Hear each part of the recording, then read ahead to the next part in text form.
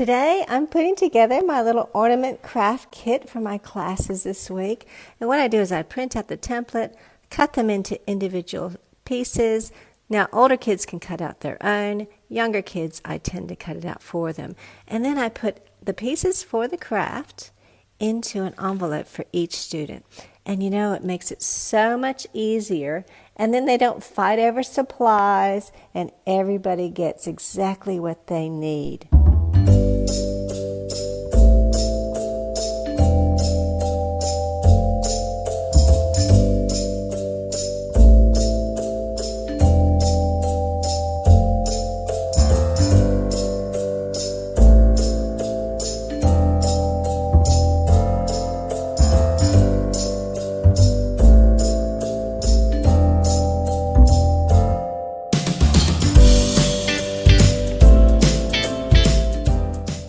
So there we have a lovely little Christmas ornament that I can hang on my tree or hang in my room with the verse that we've been learning about, how God sent our Lord Jesus Christ to make